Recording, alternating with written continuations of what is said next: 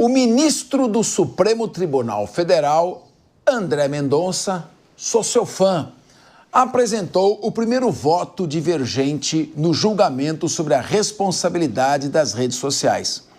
O ministro defendeu a constitucionalidade do artigo 19 do Marco Civil da Internet e afirmou que as redes não podem ser responsabilizadas por conteúdos de terceiros. Vamos acompanhar.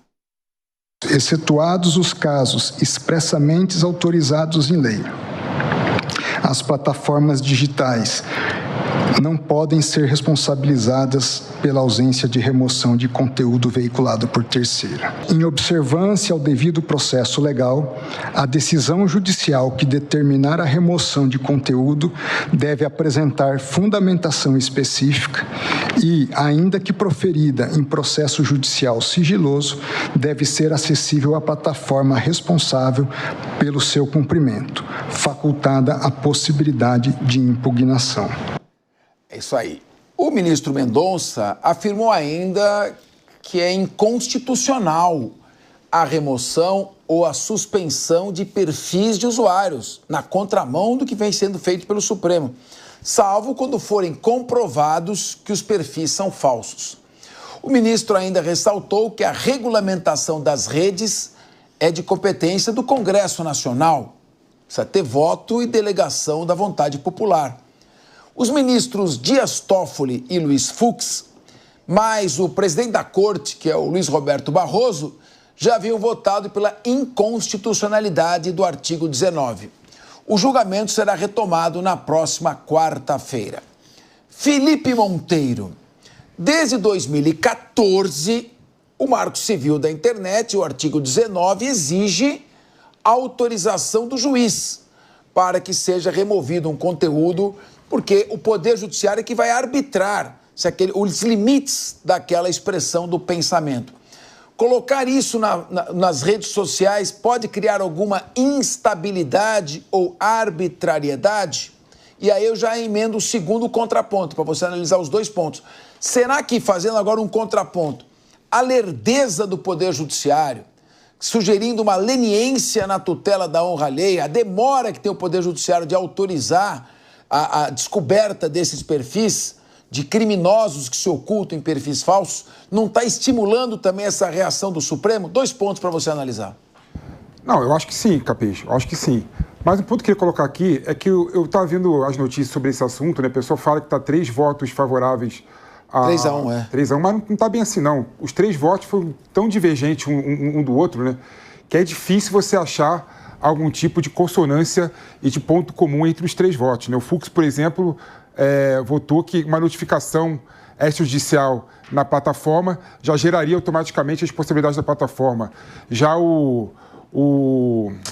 Toffoli, ele já decidiu que, no caso do Toffoli, decidiu que só nos casos manifestamente ilegais, né, ou manifestamente absurdo, né, manifestamente inverídicos, deveria ser retirado do ar as postagens nas plataformas digitais. Então, são tantos votos divergentes dentro da ideia de declarar inconstitucional o artigo 19, que é difícil você achar algum tipo de consonância entre esses votos. Então, no final, caso essa tese ganhe, vai ser difícil você conseguir ter a tese comum e a opinião do Supremo Tribunal Federal sobre o assunto. O voto, na minha opinião, do André Mendonça foi um voto irretocável. Achei realmente muito bom o voto dele, não é? Não consegui ler todo, até porque foram 2 dias lendo, né, o voto dele, mas li alguns trechos, né? E realmente foi um voto, assim, realmente achei muito bom e irrefutável, apesar de eu discordar dele em alguns pontos, né? Eu acho que essa ideia de você ter 2 caminhos só possíveis, ou você declara inconstitucional o artigo 19, dando responsabilidade às plataformas digitais, caso ela seja notificada extrajudicialmente, e, outro lado, você dando responsabilidade às redes sociais só com a notificação judicial, a gente tem que ter também, na minha opinião, um caminho do meio. O caminho do meio, na minha opinião, seria o quê? Existem situações que são visivelmente absurdas que a rede social poderia tirar do ar o conteúdo. Um exemplo que eu gosto de citar é o caso, por exemplo, daquele desafio que teve no TikTok, né, do desodorante, que uma criança de 8 anos morreu porque tentou fazia o desafio, inalou o aerosol do desodorante e morreu. Nesse caso específico, que é absurdo esse desafio, temos que esperar alguém provocar a justiça, para a justiça notificar a rede social, para a rede social ter responsabilidade sobre a situação? Não, claro que não. É tão absurda a situação, um desafio que mata pessoas, leva as pessoas ao suicídio, né? Leva as pessoas a se automutilarem, né? Na minha opinião, é tão visível que nesse caso específico tem que ter responsabilidade da rede social, independente de notificação judicial ou extrajudicial, né? Então, nesse ponto específico, a gente tem que caminhar no caminho do meio, eu acho. Ter responsabilidade, mas não responsabilidade por todas as postagens, responsabilidade por opinião. Então, acho que tem o caminho do exagero que tem que ser responsabilizado, Capês. Muito bem, eu concordo com você. Em Médios Virtus já ensinava São Tomás de Aquino. Agora, professor Túlio Naza, em 2014, o artigo 19 não era inconstitucional. Nem em 2015, 16, 17, 18, 19, até em 2025. Sempre foi constitucional, cabendo ao Poder Judiciário arbitrar se a liberdade de expressão foi excedida ou não. Por que agora passaria a ser constitucional? O que eu costumo às vezes observar é que quando você tem uma justiça muito principiológica, de acordo com os princípios gerais, você usa a desculpa da inconstitucionalidade para fazer o que você quer. Eu acho que é isso. Então eu vou dizer que é inconstitucional porque viola o princípio tal. Você acha que poderia se anular a goleada que o Brasil sofreu de 7-1 da Alemanha por violar o princípio da proporcionalidade? Eu queria dizer, qual a sua avaliação sobre esta discussão? Olha, Capês, a sua provocação ela é muito interessante pelo seguinte, me parece aqui que o diabo mora nos detalhes, né?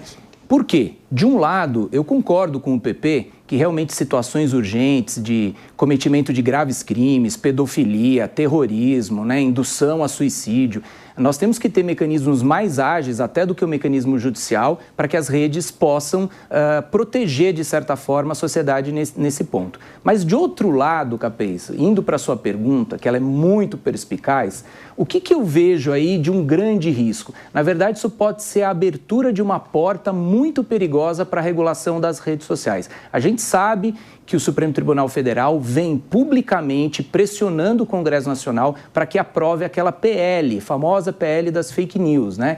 Então, olha só a estratégia. Se você julga inconstitucional o artigo 19, você está dizendo que não precisa mais, que não é necessário mais, atuação judicial para caçar um perfil, para derrubar um conteúdo, então isso pode ser feito extrajudicialmente. E o que o PL das fake news propõe? E aí é o grande perigo, a sociedade tem que ficar atenta. Não é simplesmente combater o terrorismo, a pedofilia, o crime organizado, não. É combater o que eles chamam de desinformação, de mentira. Então, ali no PL, está dizendo o seguinte, olha, o governo federal, o poder executivo, não o judiciário, olhem só, através de um conselho censor. Então, é um órgão censor, o nome é esse, é um órgão censor, ou seja, pessoas nomeadas pelo executivo, né? Sem mandato popular. Sem mandato popular e sem ser um juiz com as garantias prerrogativas e com devido processo legal contraditório, ou seja, uma nomeação política vai dizer nas redes sociais, de forma prévia, o que é mentira, o que é verdade, o que é informação, o que é desinformação. Volto a dizer, como eu já disse aqui em programas anteriores, na Rússia, se um cidadão falar que o problema envolvendo a Ucrânia é guerra, e para todos nós isso é claro, é guerra, né? Se ele falar que é guerra, ele vai tomar 15 anos de prisão, porque aquilo é desinformação na Rússia, porque tem que se falar conflito. Então, o problema aí, Capês, desse julgamento de inconstitucionalidade é que eu vejo um grande risco que ele seja uma porta aberta, muito perigosa, para que esse PL seja aprovado com não mais a necessidade da intervenção judicial para regular aquilo que a gente fala, que é mentira, que é verdade, o que é fake news, o que é desinformação. O diabo mora nos detalhes, Capês. Pois é, Túlio, a gente está a caminho de se tornar uma Venezuela do Sul ou um Brazaquistão. Mas eu queria perguntar para você, imagine o seguinte, eu quero que você monte essa estratégia, essa consequência, os efeitos. O Supremo Tribunal Federal declara inconstitucional o artigo 19. Não tem mais artigo 19. Não é mais necessário recorrer ao Poder Judiciário para retirar um determinado perfil ou um conteúdo de uma plataforma. Muito bem. Vamos falar para o pessoal que é menos internet, para os tiozão. Tem uma biblioteca. Tem um livro ali com conteúdo pornográfico que incita a prática de crime e está lá na biblioteca. Eu vou pedir para um juiz dizer que aquele conteúdo é perigoso, é criminoso, para ele autorizar e determinar que seja retirado. Eu sou obrigado a fazer isso. É declarado inconstitucional. Não precisa mais do juiz. E não tem PL das fake news, o Congresso não vai aprovar. Quem vai retirar da plataforma se não o juiz? Como é que vai funcionar isso? Você consegue imaginar? Porque eu não consigo imaginar. O juiz não é obrigado a recorrer ao juiz. E não tem quem faça no lugar do juiz. Não seria inócua a decisão? Olha, Capês, aí é o diabo mora nos detalhes, parte 2. Eu tenho uma resposta para isso, que é uma dedução. É a seguinte, se o PL da fake news não avançar no Congresso Nacional e não tem mais o processo judicial, quem é que vai regular essa matéria? O próprio Supremo Tribunal Federal. Evidente, ele já fez isso em casos em que realmente era necessário, por exemplo, quando é preciso exercer um direito e não tem uma lei, como a questão da greve, né, a greve dos servidores públicos. Então, o Supremo, na ausência de lei, regulou a matéria através de mandado de junção. Nesse caso, não é para regular um direito, é para regular uma punição, uma responsabilização. Então, seria necessário que essa matéria fosse enfrentada no Congresso Nacional. Na ausência do PL avançando no Congresso Nacional, na ausência de um juiz tendo que decidir, o que vai acontecer? É o próprio Supremo, sem mandato, sem legitimidade democrática, ele vai regular ele próprio, no interesse ali da sua maioria, essa matéria. Esse é o problema, Capês. Numa sociedade plural, numa sociedade com tantas divergências, num tema tão sensível, tão polêmico, no mínimo, deveria ser discutido no Congresso Nacional, porque lá nós temos voz de todas as posições político-ideológicas, todos os deputados representando cada canto da sociedade, é muito melhor do que o escrutínio judicial, onde 11 togados, sem representatividade, definem o que é ou não fake news. Pois é, rapaz, e aí na democracia é fundamental a legitimidade popular. Ué, de acho, mas eles não estão defendendo a democracia? Caramba! A Mônica Rosenberg pediu uma parte, viu, Rodolfo Marinho? Você já ia falar, Mônica Rosenberg já quer te apartear, e o Felipe Monteiro também. Deixa os dois apartearem e aí depois eu te ouço. Qual é o aparte, Mônica Rosenberg? Qual é a sua parte? No fim, o Túlio até chegou no que eu ia falar, que justamente a única solução viável é ter uma discussão no projeto, no Congresso Nacional, que não seja esse PL aí da fake news, esse projeto péssimo, que se discuta usando o que existe no resto do mundo, que a gente traga as poucas iniciativas inteligentes que existem por aí, tem na Austrália, tem na Alemanha, existem. Mas sem esquecer que, primeiro, precisa de uma regra inteligente, não dá para deixar do jeito que está. Segundo, o nosso sistema de justiça é muito moroso, ele é demorado. E o dano, quando há um erro, é muito grave. O Pepe falou da criança que morreu, mas tem coisas terríveis com imagem de meninas nuas, então o dano é muito grave. Não dá para ficar sempre esperando, vamos esperar a justiça, porque não dá tempo de reparar depois o dano, é incalculável. E, finalmente, não dá para ter censura prévia. Então, essa solução aí da censura prévia que tem hoje é inviável. Tem que montar um outro PL, 60% dos brasileiros são a favor de alguma regulação. Eu vi hoje de manhã no Jornal da Manhã, existe apoio popular. Só não dá para ser esse projeto que está lá, que é muito ruim. Pepe, ou o judiciário precisa funcionar melhor e ser mais rápido, aí ele não precisa ser autoritário. Não, 2 pontos que eu ia colocar aqui, Capês. O primeiro ponto é o seguinte, né? Há regulação já das redes sociais, mas a regulação é feita pelas plataformas digitais, né? A plataforma digital que dita as regras que se usa a plataforma digital, usa o Instagram, usa o Facebook. É o algoritmo. Tanto é, por exemplo, que tem muitos amigos meus de direita que estão no shadow ban, né? Estão banidos por algum momento o Rodolfo até levantou aqui, banidos por algum momento da rede social sem poder postar, com alcance reduzido. Isso é correto? Qual que é a justificativa que a rede social deu para banir alguém por um tempo, por um período? Outro dia eu fiz um post no TikTok e aí do nada cancelaram meu post falando que era incentivo à violência. E era um post que falava completamente o contrário. Falava que quando você aumentava a comercialização das armas, você aumentava também o homicídio. Tem nada a ver uma coisa com a outra. Mas fui banido, fui impedido de falar. Ou seja, as plataformas digitais, de certa forma, já regulam as redes sociais. E aí eu discordo de você no ponto, Mônica, que é o seguinte. Os brasileiros, na minha opinião, todo mundo é a favor de regulação da rede social. Todo mundo é a favor de regulação. Agora, quando você discute o conteúdo da regulação, aí começa a ficar contra. Mas a regulação em si, todo mundo é a favor. Você tá quem é contra, por exemplo, você ter uma regulação dizendo o seguinte: a pessoa que montar uma rede social, montar um perfil, não pode ter perfil fake, tem que colocar o CPF lá para ser responsabilizado. Quem é contra isso? Eu não conheço ninguém que é contra isso. Pesquisa está no Jornal da Manhã. Sim, mas depende da regulação. Não, mas depende da regulação. Porque você começa a falar que não tem juiz para mediar, daqui a pouco você começa a censurar a opinião. Você foi censurado, você foi fazer um comentário na sua opinião, que você tem direito de expressar a sua opinião, de que a facilitação do porte de arma pode levar a um aumento da violência, e muita gente fala isso com dados estatísticos, e você foi censurado. Então, quando você não dá para um juiz o poder de moderação, você dá margem a esse tipo de abuso. Não dá para falar, Felipe, desculpa, que todo mundo é a favor da regulação. Depende. Eu, por exemplo, sou a favor da identificação do usuário, porque a Constituição veda o anonimato, mas não da regulação de conteúdo. Não, ninguém é a favor de regular o conteúdo, Capês. Faz regulação das redes sociais. O que o Supremo está falando é regulação do conteúdo. Tá bom, vou colocar de outra forma. Regular o conteúdo pode ter, algumas pessoas são a favor e outras são contra. Agora, algum tipo de regulação, todo mundo é a favor. Todo mundo é a favor, claro que todo mundo é a favor. A única regulação que eu sou a favor é vedar o anonimato como a Constituição. Isso é regulação.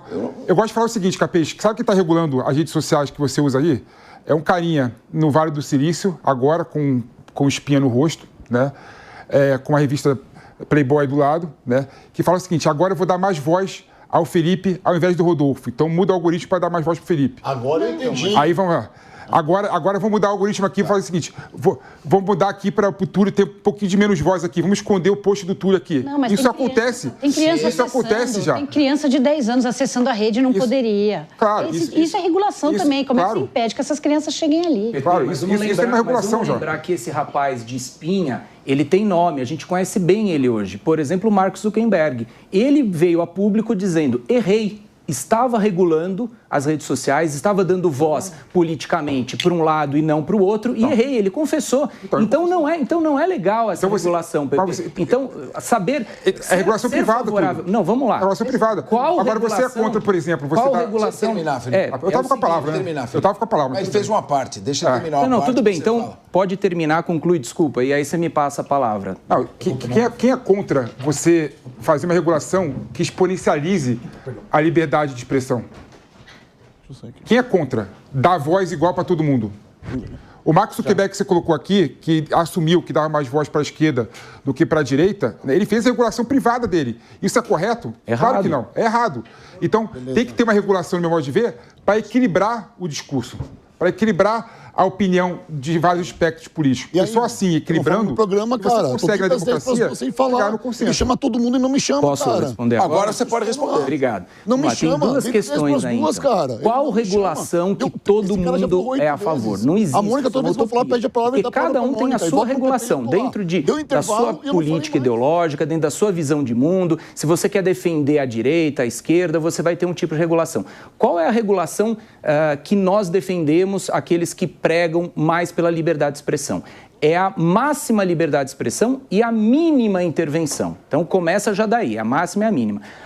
Qual que é o problema? A pretexto de combater o crime de pedofilia, o terrorismo, está se criando no parlamento uma discussão, está lá previsto no projeto de lei, dizendo o seguinte: existirá um órgão gestor que vai controlar aquilo que se chama de desinformação, verdade ou mentira. Então, um órgão político vai dizer para as redes sociais o que é verdade e o que é mentira, a respeito de eleições, a respeito de Covid, a respeito de tudo que você queira falar. É esse órgão político que vai regular. Então, o que nós estamos falando, Pepe, não é em tese, é na prática, é concretamente. Qual regulação que está em trâmite no Congresso Nacional? Existe uma regulação em concreto. Esta regulação da PL, você é a favor, Pepe? Eu sou contra. Espero que caiu. Gente, a pesquisa está no... Esse é o ponto. Não, assim... Não caiu, ele está lá em trâmite. E o Supremo está fazendo jogo duro para que ele seja aprovado. Você sabe disso. Tira da discussão a questão de regulação de conteúdo. Aí, só que não está tirado. Assim, esquece conteúdo. Ninguém pode fiscalizar conteúdo de ninguém. Ninguém pode adentrar e ver se o conteúdo é verdade ou não de ninguém. Cada um é responsável por aquilo que fala e por aquilo que propaga. Tira isso de lado. Agora vamos discutir a regulação das redes sociais. Dá para chegar num denominador comum? Vamos fazer o seguinte: eu sou contra que o algoritmo dê mais voz para a esquerda do que para a direita. Eu estou defendendo a direita aqui no caso. Eu sou o defensor da direita no caso, porque a direita, na minha opinião, é que mais sofre, é que mais sofre. Então vamos dar voz igual para a direita e para a esquerda? Vamos. Vamos dar transparência aos algoritmos? Vamos. E isso é regulação. Isso, na minha opinião, exponencializa pela regulação a liberdade de expressão. Se for só essa regulação, eu tenho que concordar com você. Então, mas não é o que... Eu discordo. Não é o que existe no PL. Esse é o problema. Mas eu estou falando de regulação em abstrato. Vamos ouvir a Mônica Rosenberg, então. Vamos ouvir a Mônica Rosenberg.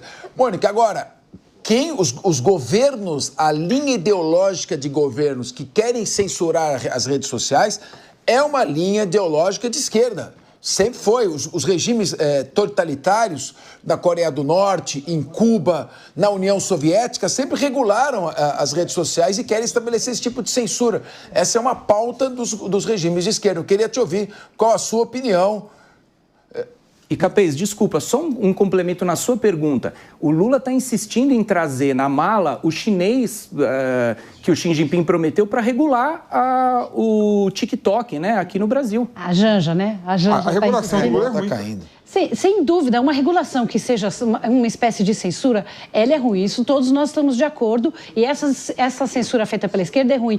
Mas eu também não gosto dessa conversa de nós vamos interferir no algoritmo para garantir que ele vai estar dando voz para a esquerda e para a direita, porque nós não sabemos o que é realmente esquerda, o que é direita. Aí vai começar a ter gente da esquerda se identificando como direita para poder ter voz da direita. A hora que você começa a querer mexer, é muito complicado. E tem mais um lado que nós não estamos olhando, que é o seguinte: quando há um erro, e esse erro vai à justiça, e nós vemos que há um erro, teve um caso ano passado emblemático com o Facebook, um perfil de um senhorzinho idoso que faleceu, alguém entrou, hackeou o perfil dele e começou a postar foto de crianças nuas no perfil de um senhor. A esposa foi para o Facebook e falou: isso aqui é um absurdo, tirem do ar porque está causando dano ao meu marido. O Facebook não tirou porque não tinha prova de que era... Imagina, não tinha prova, aquilo era manifestamente absurdo, demorou a tirar. Quando ele pediu uma indenização, a condenação foi de R$10 mil. Aí a condenação é ínfima. Então você não está passando uma mensagem para as grandes plataformas que elas vão ser responsabilizadas. Perfeito. Bom, a questão é a seguinte: o Supremo Tribunal Federal não quer que os juízes, o Poder Judiciário, o Supremo, que é o órgão máximo do Poder Judiciário, não quer que um juiz faça o arbitramento do conteúdo que deve constar das redes sociais. O melhor seria, o mais prático seria vedar o anonimato e exigir que a pessoa se identifique. Você não tem censura prévia e facilita a responsabilização. Os abusos ocorrem porque a pessoa oculta no anonimato, fala o que bem entende. Agora, regular conteúdo por um órgão estatal, isso me dá uma ideia de Politburo, me dá uma ideia de União Soviética, de Stalin, de stalinismo. Isso é o controle total feito pelo Estado. Rodolfo Maris, eu quero te ouvir. Capês, nem sei se eu tenho muito a acrescentar nesse momento, porque vocês discorreram desse assunto por mais de 15 minutos e eu fiquei ouvindo, então nada que eu falar aqui vai ser acrescentado aos argumentos que vocês já fizeram. Pois é, apesar que você também se ausentou durante um tempo, você não ouviu uma parte do debate. Pois é. Vamos lá.